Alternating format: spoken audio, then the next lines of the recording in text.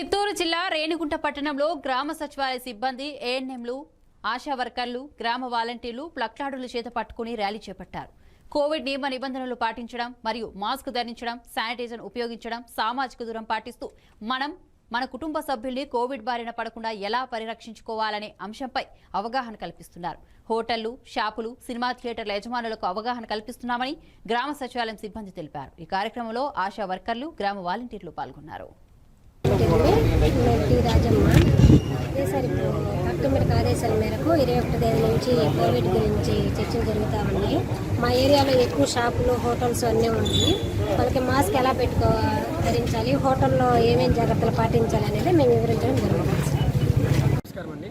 మన గౌరవనీయులైన కలెక్టర్ గారి ఆదేశాల మేరకు ఈరోజు అనగా 21 తేదీ నుంచి ప్రజల్లో కరోనా వ్యాప్తిని అరికట్టడానికి, అందరికీ అవగాహన కలిగించడానికి దీనికోసం మొదటి రోజున 21 తేదీ ఈరోజు ర్యాలీ కార్యక్రమాన్ని నిర్వహిస్తున్నాము. రేపటి నుంచి ప్రతి ఒక్క షాపు నందు వెళ్ళి వాళ్ళకి తీసుకోవాల్సిన జాగ్రత్తలు, షాపు నుంచి వచ్చే జాగ్రత్తలు కూడా తెలియజేస్తామని ఈ సందర్భంగా తెలియజేస్తున్నాము. రేణిగుంట 5 సచివాలయం వేయినాము మేము ఇక్కడ. ఎందుకంటే ఇప్పుడు ఎక్కువ రేణిగుంట 5లో కరోనా ఎక్కువ ఉండింది మధ్య, కానీ ఇప్పుడు తగ్గుముఖం పట్టింది.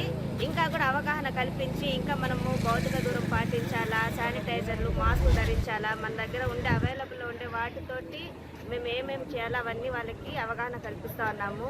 ప్రస్తుతానికి ఇక్కడ షాపులు ఎక్కువ ఉంటుంది కాబట్టి, ఇక్కడ ఎక్కువ వచ్చే ఛాన్సెస్ ఉంది కాబట్టి ఇక్కడ ఈ విధంగా ఉండకుండా ఉండేదానికని మేము ఈ విధంగా ర్యాలీ అనేది కలెక్టర్ గారి ఆదేశం మేరకు చేస్తాను. Thank you. నా పేరు దీప్తి. గౌరవనీయ కలెక్టర్ గారి ఆదేశం మేరకు ఒక వారం కరోనా గురించి అవగాహన ప్రజలు కల్పించడానికి మేము ఇలా ర్యాలీ పాటిస్తున్నాము.